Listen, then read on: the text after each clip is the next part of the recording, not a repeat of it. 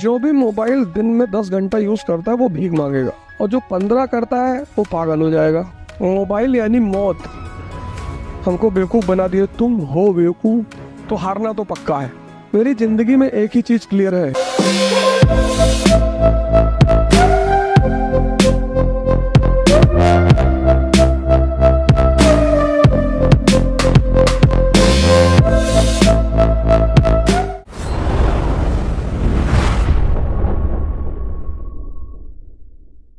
Mobile यानी मौत। जो भी मोबाइल दिन में 10 घंटा यूज करता है वो भीख मांगेगा,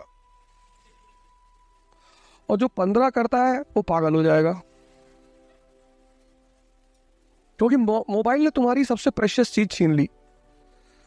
सोचना, तुम्हारे रिश्ते छीन लिए। पहले जब हम अकेले होते थे तो अपने दोस्तों के साथ बैठते थे, अब हम अकेले होते ही नहीं। मतलब हम अपने समय की बात बता रहे हैं कि हमें शाम को निकलना ही होता था। एक पर्टिकुलर एरिया होता था, चाय की दुकान होती थी, वहां सब इकट्ठा होते थे, एक चाय लेते थे और भी बहुत कुछ लेते थे और बैठते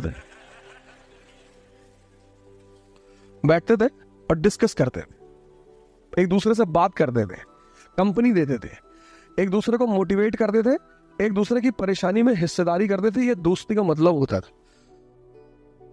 किसी के फादर एडमिट है तो उसके साथ रात भर हम भी हॉस्पिटल में रहते थे, उसको हिम्मत मिलती थी। तो जब हमारे फादर बीमार हुए तो वो लोग हमारे साथ हॉस्पिटल में रहे, इसको भाईचारा कहते थे। मोबाइल ने वो सब मार दिया, मोबाइल ने वो सब मार दिया, सब खत्म कर दिया। आपको जरूरत ही नहीं जब तक आप क्रिटिकल कंडीशन में नहीं आएंगे। भाई आप किसी के पास कब जाएंगे? जब आपको किसी की जरूरत है। मोबाइल ने आपकी जो जरूरत है दूसरों की वो खत्म कर दिया। और सबसे बड़ा झटका दिया, हम कभी क्लास में मोबाइल लेके नहीं आते, कभी। इतनी इज्जत दिया इस प्रोफेशन ने, इतना पैसा दिया और दिए ही जा रहा है, कंपनी पे कंपनी छोड़े जा रहे हैं। बहुत लोग कह रहे थे कि इकरा में नहीं पढ़ाएंगे, अनअकैडमी में चले गए। इकरा मेरी कंपनी है, पढ़ाने ना पढ़ाने का सवाल ही नहीं उठता। अनअकैडमी वाले ज्यादा पैसा दे रहे थे। तो दिल्ली में जितनी कोचिंग है वो संत थोड़ी है सब, वो भी 2-2 हजार करोड़ रुपए कमाई है। संकल्प में हम पढ़ाते थे, वो एनजीओ थी, उसको आज तक नहीं छोड़े।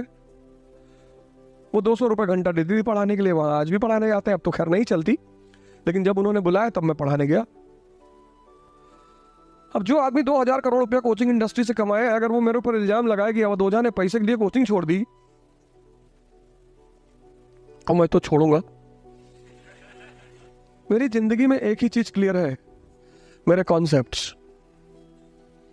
मुझे पता है ये सारी दुनिया कुछ भी बोले, जहां मैंने एक बोरा नोट रखा वैन में और लुटाना शुरू किया।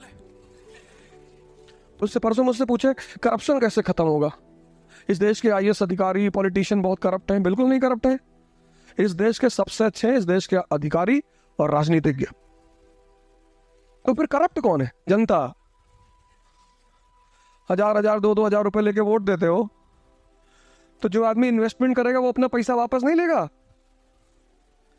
इन्वेस्टमेंट का मतलब क्या होता है? प्रॉफिट। फिर चिल्ला रहे हो, हमको बेवकूफ बना दिए, तुम हो बेवकूफ। जब तक इस देश का आदमी शराब और पैसे के बदले में वोट देना नहीं छोड़ेगा, तब तक इस देश में करप्शन कभी नहीं खत्म होगा। तो इस तरह से करप्शन इस देश की जनता में है, ना तो ब्यूरोक्रेसी में है और ना राजनीति में है। आप एक बार एक ऐसा आदमी चुन के देखो जिसने आपको 1 रुपया ना दिया हो, और फिर वो करप्शन करे तो बताओ हमें। क्योंकि जो सेवा भाव से आ रहा है वो क्यों आपको पैसे देगा? जैसे हमसे कोई कहते हैं कि इलेक्शन लड़ जाओ, पहले तुम लड़ेंगे नहीं, लेकिन अगर लड़ जाए तो हारना तो पक्का है। एक चीज तो गारंटी है कि हार जाएंगे, वोट नहीं मांगेंगे। तुम्हारी गर्ज हो तो दे दो, क्योंकि तुम्हारे लिए काम करने आया है। अब तुमको पढ़ाने आए, तुमको रास्ता बताने आए, तुम्हारा ही पैर छुए है कि स्टूडेंट नाराज नाराज भाग में जाओ, भाग जाओ, हटो यहां से। तो तुम्हें 1-2-3 काम करने पड़ेंगे। ये जो नेता तुम्हारे पैर छूते हैं, इनको रोकना पड़ेगा कि भैया पैर मत छुओ हमारा, ये इन्वेस्टमेंट कर दे।